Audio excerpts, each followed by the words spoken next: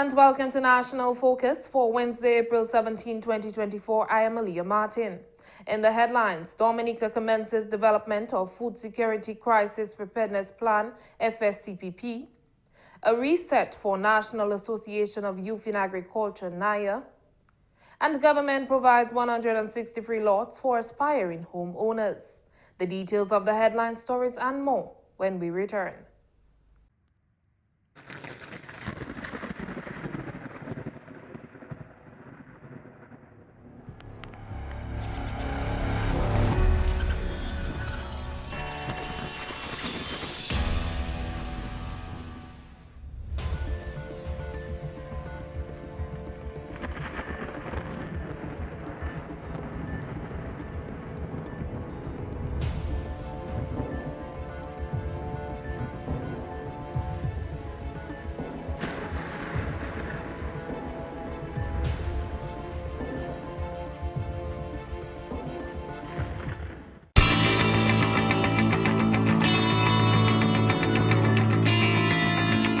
Welcome back. The Ministry of Agriculture, Fisheries and Blue and Green Economy, in collaboration with the World Bank, has hosted a two-day workshop as part of the process to develop a Food Security Crisis Preparedness Plan, FSCPP. The two-day workshop commenced today, April 17, and will be completed tomorrow, April 18. The development and operationalization of this plan will enhance efforts to promote greater preparedness to major food and nutrition security crises.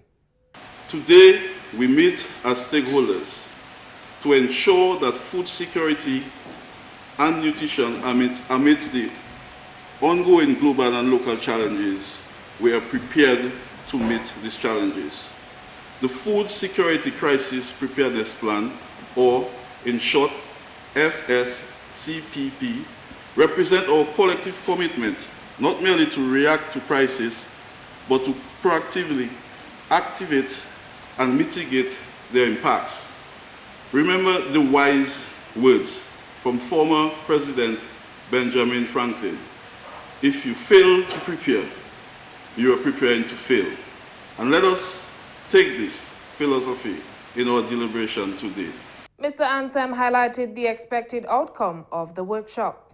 It is the Ministry's expectation that this plan will actively monitor and identify crisis risk, establish protocols that will enable mobilization of resources, and I think that is the whole objective of the plan, and coordinate timely actions.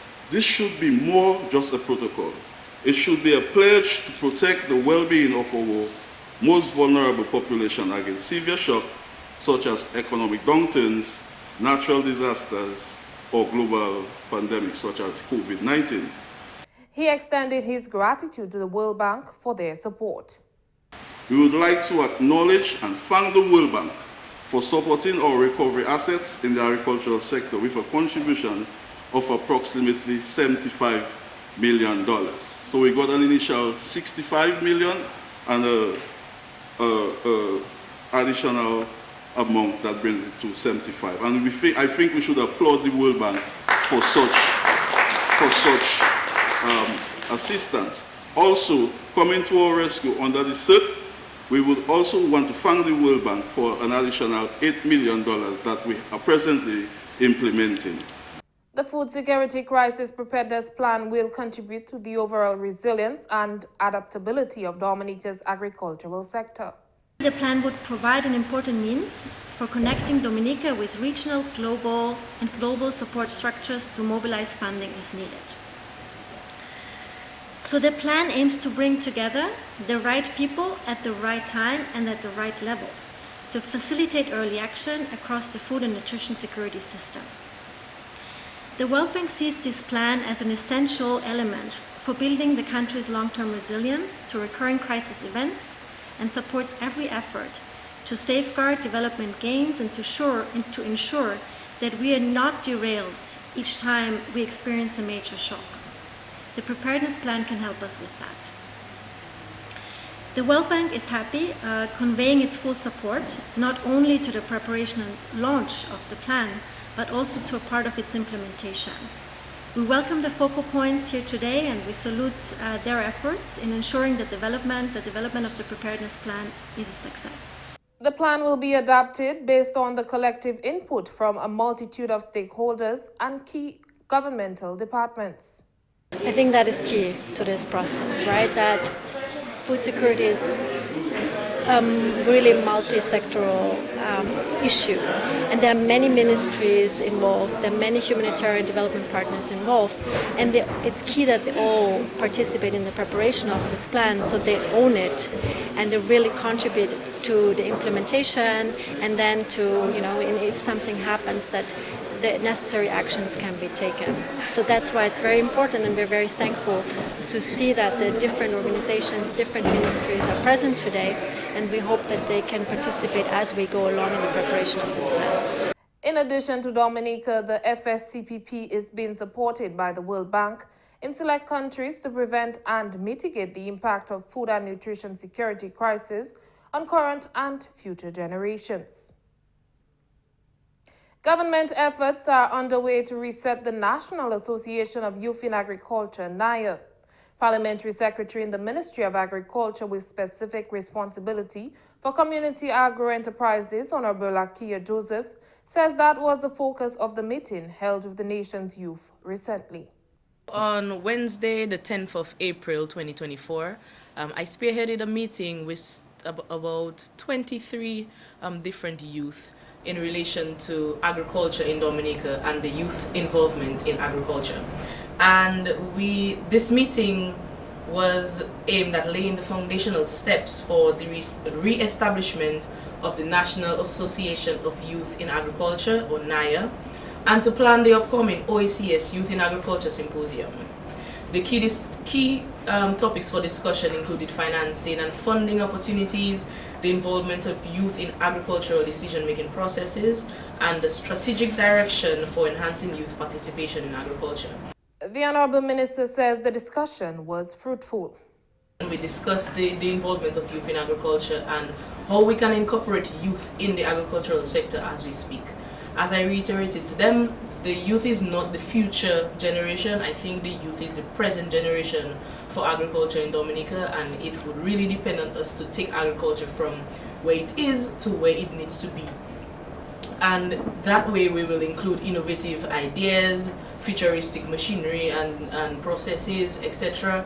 And just to get the youth more involved in agriculture, because agriculture is changing from the land, the soil and the sun to sheltered agriculture, hydroponics, aquaponics, and you have to be prepared for those developments. And so at this meeting we discussed some of these issues.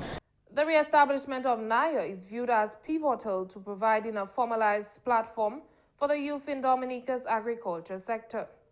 This association will serve as a central body to advocate for interests and development of young agriculturists, offer a secured way to disseminate information and resources that are pertinent to the youth in agriculture, and to facilitate networking and mentorship opportunities by connecting young farmers with experienced professionals in the field. With the establishment of NAYA, we have embarked on a journey to host the very first OECS Youth Symposium, Youth in Agriculture Symposium, which we hope to launch probably somewhere just before or during the summer.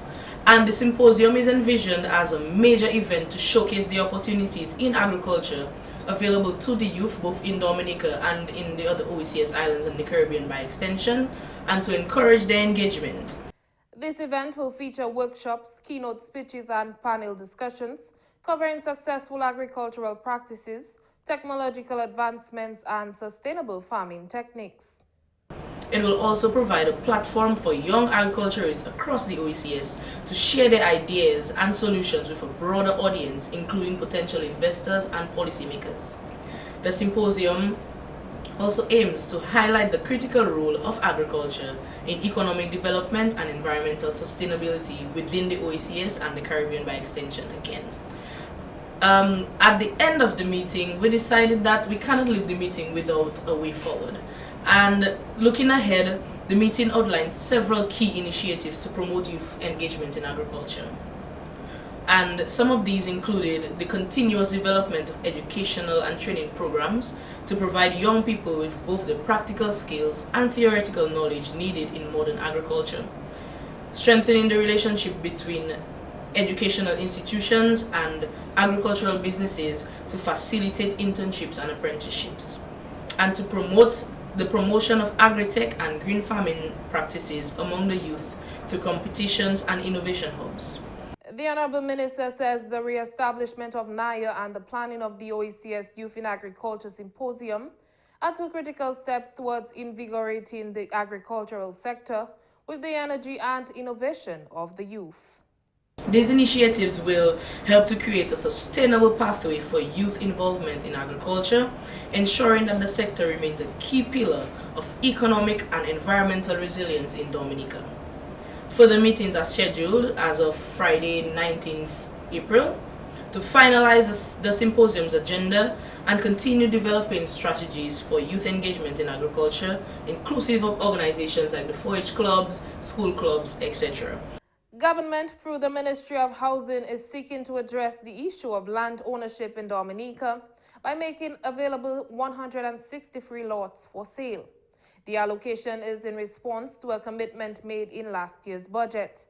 30 of those lots will be available at Hillsborough Gardens in the St. Joseph constituency, and the parliamentary representative is encouraging constituents to avail themselves of the opportunity. I am very happy for the citizens of Dominica who will be taking advantage of this opportunity, and I would like to use this opportunity to encourage the citizens or the constituents of St. Joseph to take advantage of this opportunity, because this government is providing lots, prime land to the people of Dominica. It's an amazing opportunity where you can develop yourself as an individual in not just purchasing land, but constructing your own home. And when I say prime land, we're speaking about developed area, obviously with electricity and water and all of that. And this government has invested millions of dollars in the Hillsborough Gardens area. So this is land, for example, that would usually be sold to, let's say, the nobleciers or the bourgeoisie of Dominica. But this land is being made available to the common man of Dominica. He believes for some of those who acquire these lands, it could provide an opening into the hospitality sector.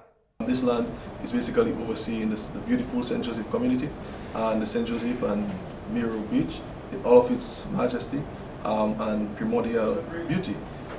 So I am very, very satisfied and very pleased as a parliamentary representative to encourage my constituents to apply for lots at the Hillsborough Gardens area.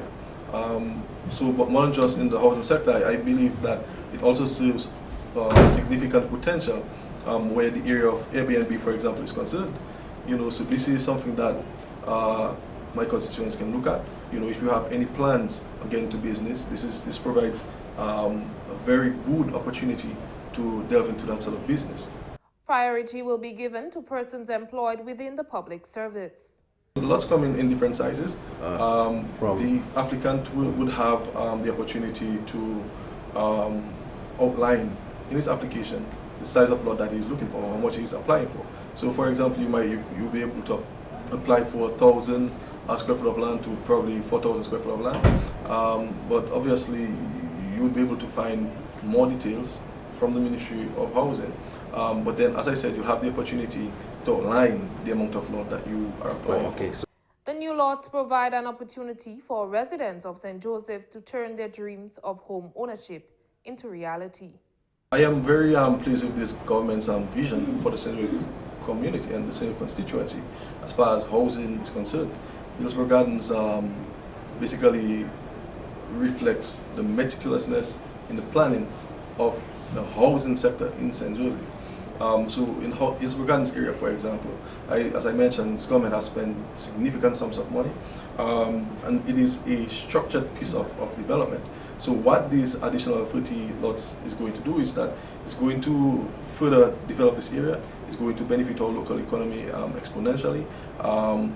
It's also going to beautify and increase the beauty of the ambience of the Hillsborough Gardens area. Through this and other housing projects around the country, government is continuing to address the long-standing issue of affordability in the housing sector. I have always seen Hillsborough Gardens as being this area that one can point on as a gated community. As I said in my deliberations earlier, that this land, where we're speaking about the Hillsborough Gardens, is land that the negotiators among us would purchase. And what is so heartening, what is so humbling, is the fact that this sort of land is being made available to the common man in Dominica, especially the young people of Dominica.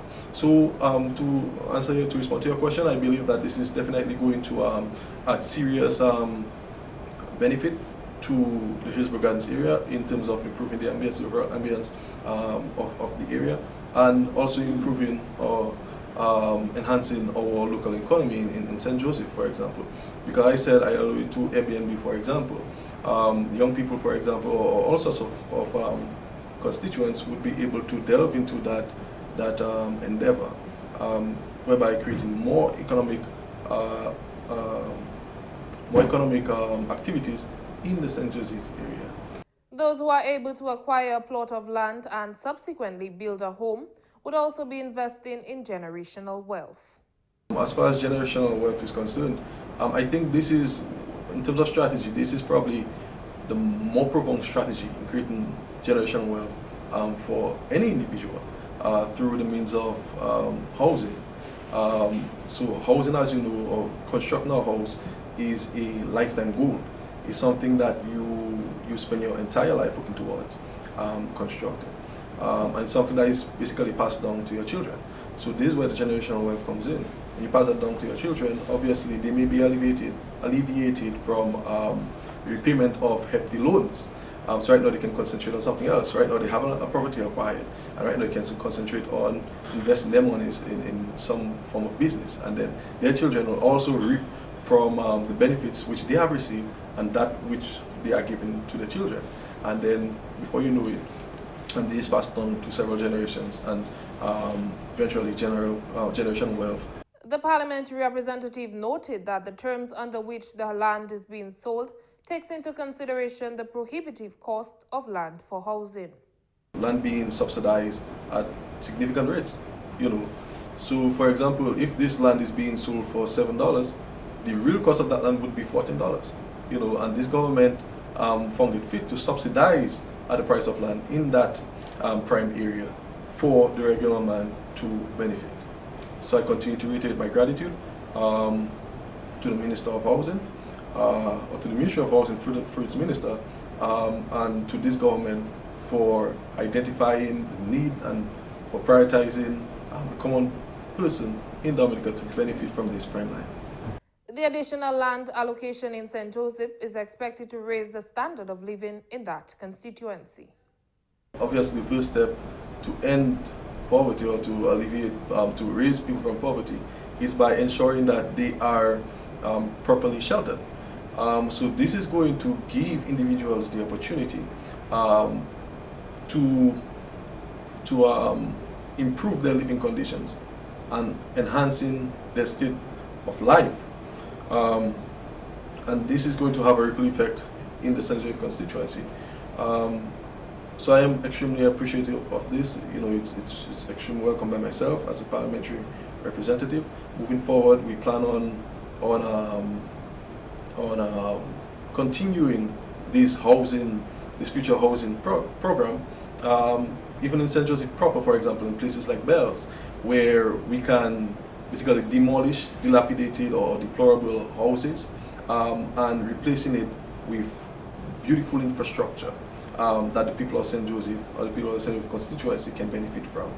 The parliamentary representative says he is pleased with the number of applications already made from his constituency. You're watching National Focus. More when we return.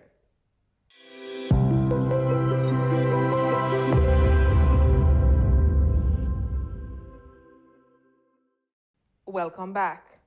27 lots will be made available for sale to residents of Corleho constituency at Platte Mape. Parliamentary Representative Honourable Darren Pad welcomes the development, saying it is an opportunity to empower his constituency.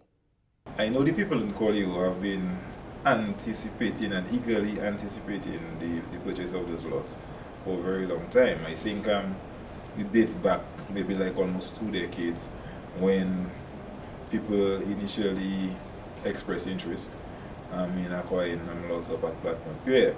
And so it's been a long wait. I mean, a lot of these people, including myself, ironically,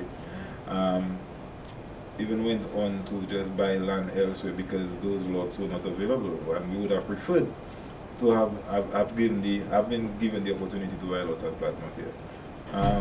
So it's a welcome development that these lots are finally available for purchase. It is also an opportunity for West Coast residents who may have had challenges locating suitable land for housing to now pursue that dream. Dominica, we have a lot of land mass, but a lot of it is not ideal for housing development. You know, along the West Coast, along in the highways and so on, where it will be easier to get transportation, public transportation and so on. So Platform Pier and the other areas that are now being advertised, they're very ideal locations for housing developments. You have housing developments already in the immediate vicinity of all those areas. So the things like utilities, good roads, paved roads and so on, these are already generally in place. The Honourable Pad has also noted the affordability of the lots being made available at Platform Pier. The pricing of the lots are very affordable. These are being offered at concessionary rates, if I'm not mistaken. So, whereas nowadays good housing lots costing about $14 a square foot. Generally, what you see, with those lots is that they fall into the range of between $6 to $9 a square foot. So that is below the going rate on the market. The Prime Minister announced in Parliament that we were making available about 500 lots. The first priority would be for civil servants, but then that would also mean that given the number of civil servants that would be interested in buying lots and so on, that would also leave quite a number of lots available for non-civil servants as well. So we invite in applications from everybody. Since you're working, since you can afford to pay for the land, then I would encourage you to apply for one of the lots in an area that is acceptable to you and so on. Residents of Creole constituency have displayed a high level of interest in available lots. In Creole, it is honestly, it is just, I've gotten so much interest already from residents, both people living in Creole right now and people overseas and everything. It's raised a lot of excitement, and there is this buzz that finally we have lots that's suitable, lots that are available. So I'm just really happy that this is something that is finally being realized in terms of the lots being made available for purchase at Platform Pier. We have Platform Pier, we have Jimmy, I think we have Hillsborough Estate in St. Joseph, we have Cotton Hill in Portsmouth. So we already have quite a number of lots on available right now. So we have a lot of options. Most of them right now being along the west coast of Dominica, but it gives people a good, if you're looking for more country experience, if you're looking for urban, if you're looking for rural, then we have all those options available for you. So this is excellent stuff. It is all prime land, ideally situated. These lots are basically the boundary of established housing developments already. So you would have good transportation services already catering to those areas. Where that does not yet have roads, these roads will be cut and made available. We have utilities in the immediate vicinity of all these places already. So we expect fully ready, good to go in terms of building. So the idea here is you should be able to buy a lot and immediately start construction with good access, infrastructure in place in terms of roads, utilities and so on.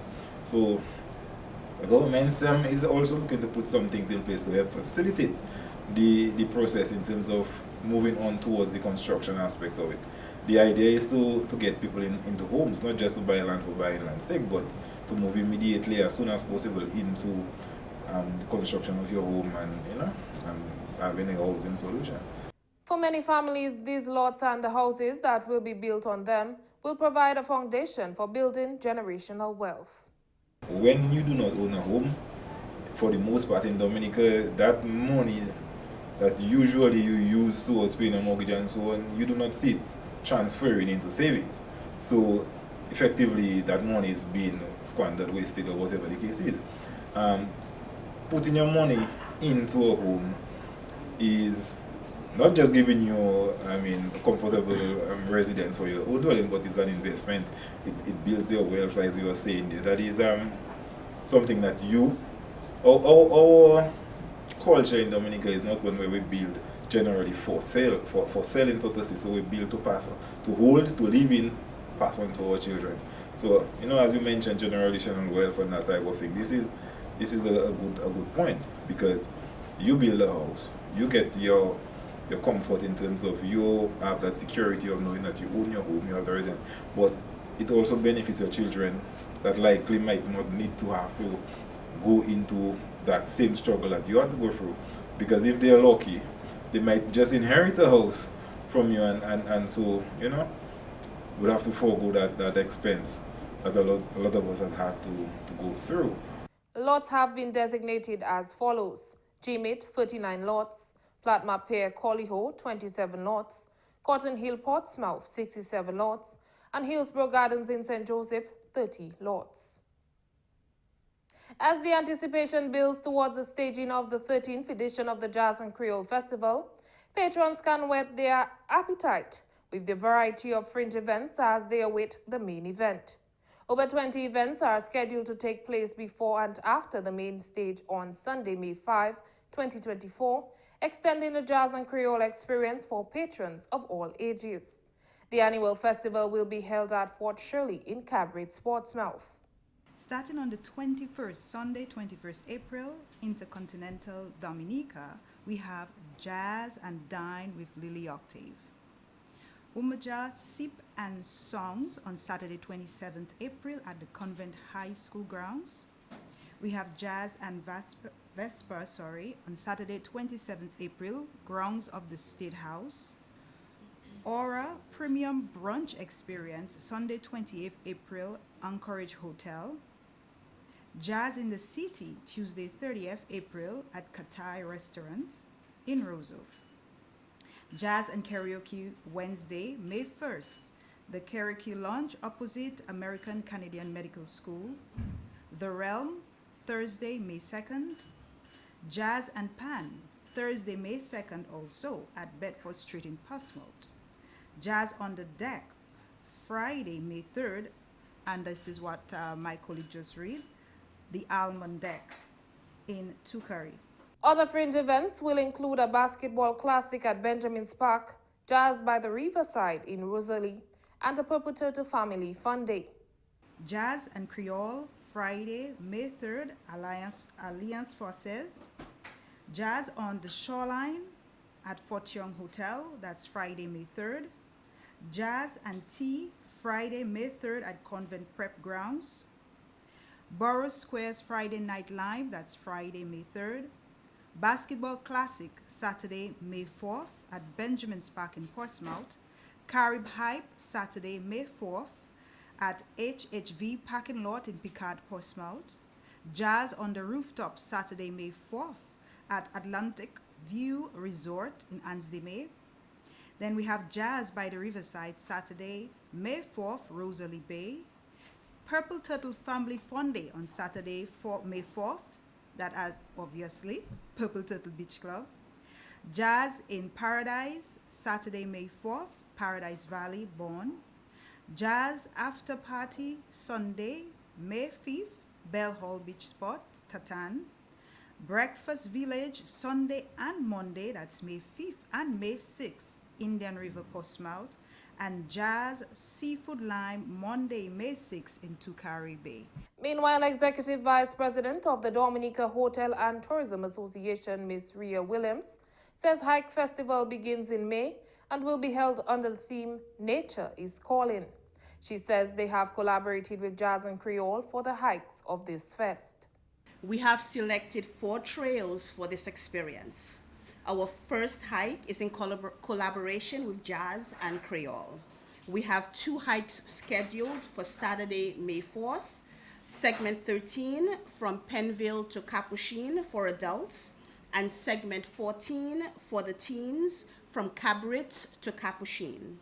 Hikers who register before April 30th have a chance to win Jazz and Creole Festival tickets. Come build your endurance and embrace adventure and explore Dominica's stunning landscapes together. The second hike is one embedded in history as participants will be hiking to Jacko Flats. This trail holds immense historical significance. The trail was created by brave individuals known as Negmahor, who our enslaved ancestors carved 135 steps into the cliffside and established a settlement on the plateau at the head of the steps. Our third hike will be segment 5 from Pocase to Emerald Pool. This trail incorporates the Kalinago Stone Pathway, an ancient trading route used by the Kalinago people for centuries. The hike will end at Emerald Pool, our most visited oasis in the Central Reserve. Along this hike, listen to hear for the call of some of our 206 species of birds on the island. Jamaican-American reggae artist Aaliyah will headline this year's event. Other performances will include violinist Mappy, Dominica's Princess of Song Mikel Henderson and Swinging Stars, and Leanne Lily Octave Leton. This year's festival will be hosted with the theme Rhythms of the Nature, while the fashion theme is Creole Fusion, encouraging patrons to include parts of Dominica's culture and national wear into their outfits. Creole News Highlights will return in our next newscast. And that's all for this edition of National Focus. Be sure to follow GIS Dominica on Facebook, YouTube, and on Twitter. You can also drop us an email at gis@dominica.gov.dm.